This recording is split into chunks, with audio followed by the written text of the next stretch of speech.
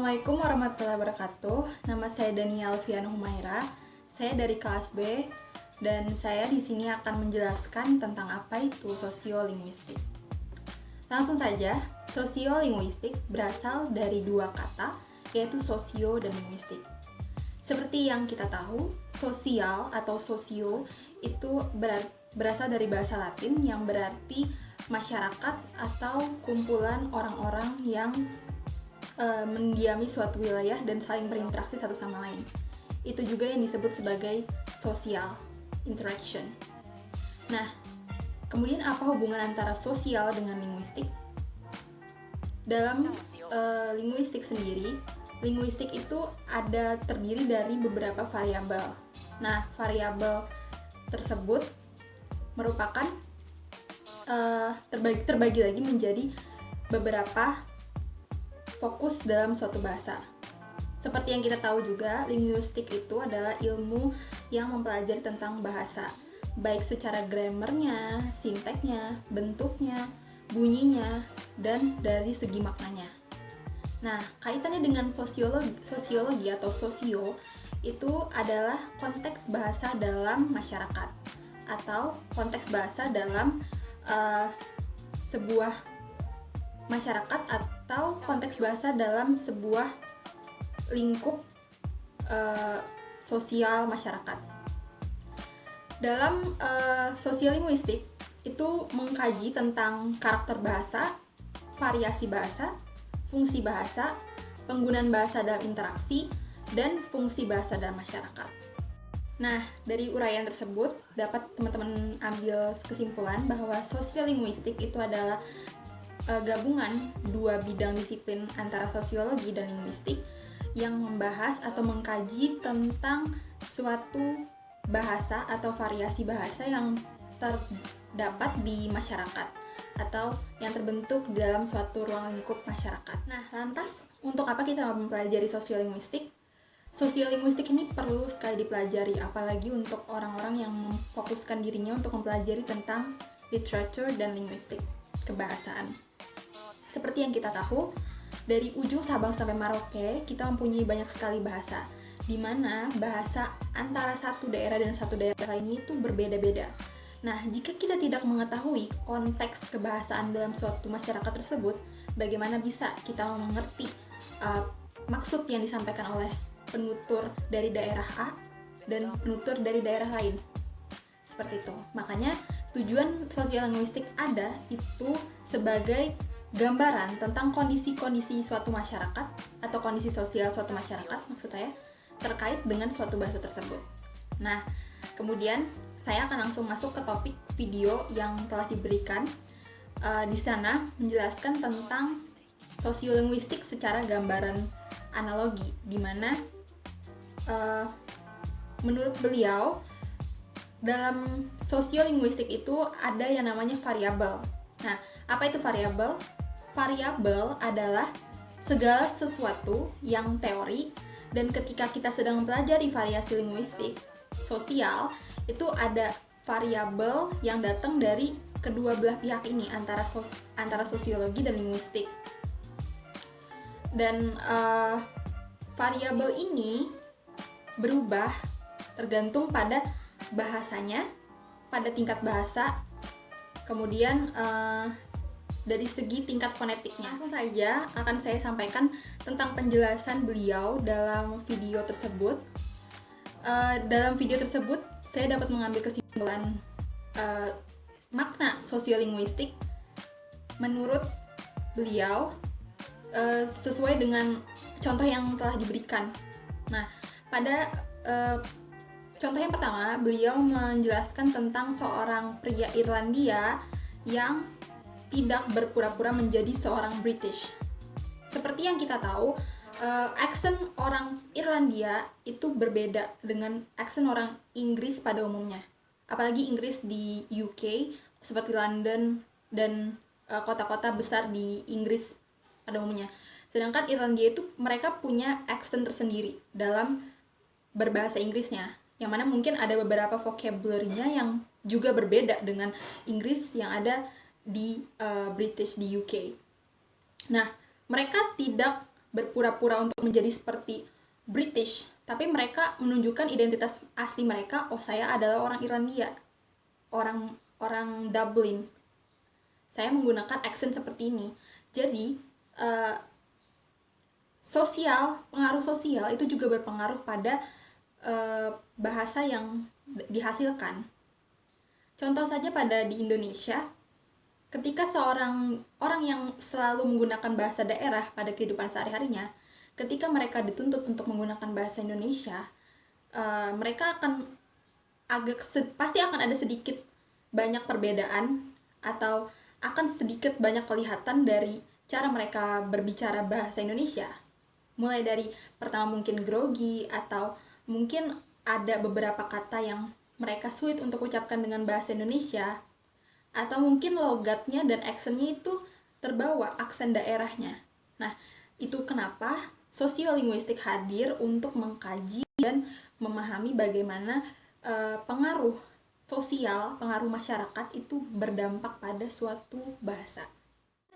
Selanjutnya yaitu ada kasus di mana gender language. Nah, pada gender language ini itu umumnya terjadi pada pria dan wanita. Nah, saya ambil contoh di sini beliau menjelaskan tentang ada perbedaan antara kelompok perempuan dan kelompok laki-laki dari segi bahasa.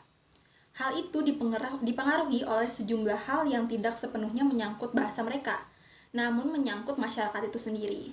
Nah, seperti yang saya tahu, bahasa yang digunakan laki-laki cenderung lebih tegas, lebih kasar pada umumnya dibandingkan ketika perempuan berbicara dengan sesama perempuan.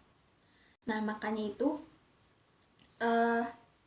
tapi dalam hal ini mereka tidak memandang dari segi ras mana orang tersebut, tetapi mereka lebih merujuk kepada jenis gendernya. Misalnya, saya kasih contoh, ketika seseorang perempuan ikut pembicaraan dalam obrolan laki-laki, itu belum tentu mereka bisa match. Dalam artian perempuan ini bisa mengikuti atau memahami apa yang disampaikan oleh kelompok laki-laki tersebut, karena memang ada bahasa-bahasa yang tidak dimengerti oleh kita sebagai seorang perempuan, dan sebaliknya ada beberapa bahasa yang tidak dimengerti laki-laki, seperti itu. Jadi gender itu juga mempengaruhi bagaimana bahasa itu bisa diekspresikan dan bagaimana bahasa itu bisa terkomunikasikan. Kemudian ada lagi yang namanya domain.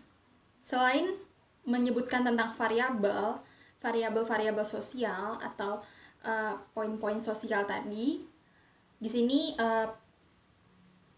seseorang yang dalam video tersebut juga memberikan informasi tentang apa itu domain. Jadi domain ini dalam linguistik sosial atau sosiolinguistik itu merujuk kepada suatu institusi yang dimiliki di mana varian itu atau variabel tersebut cenderung datang bersama.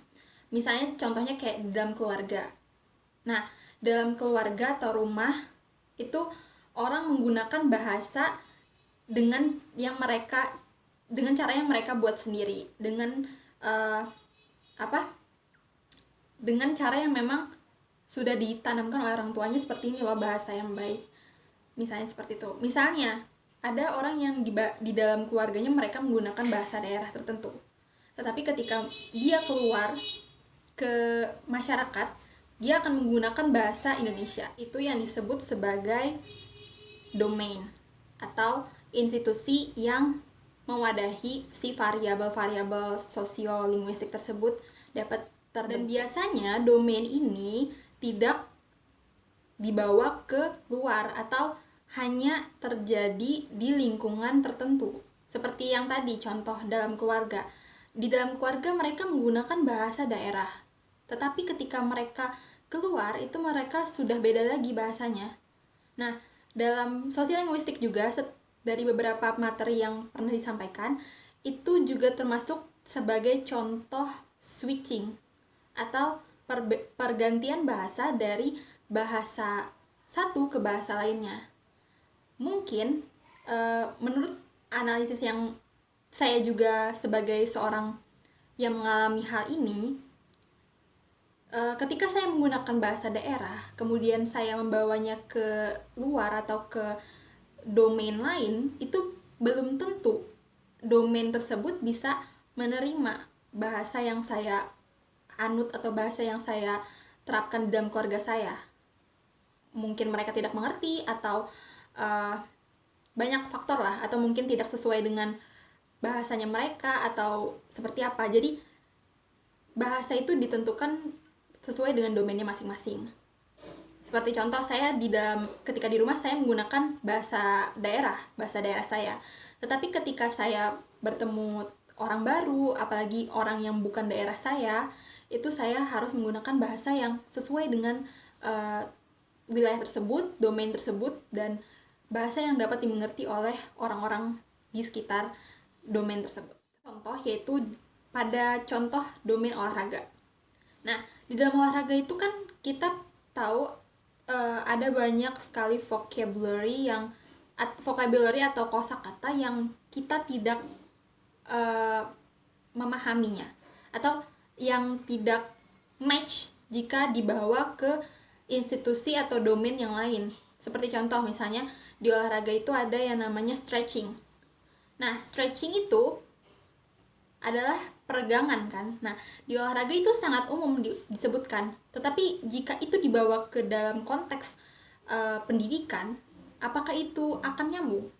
Kecuali memang mungkin di institusi pendidikannya itu memang ada disisipi dengan domain si olahraga ini, baru akan ada kesinambungan. Tetapi jika tidak sama sekali, itu tidak akan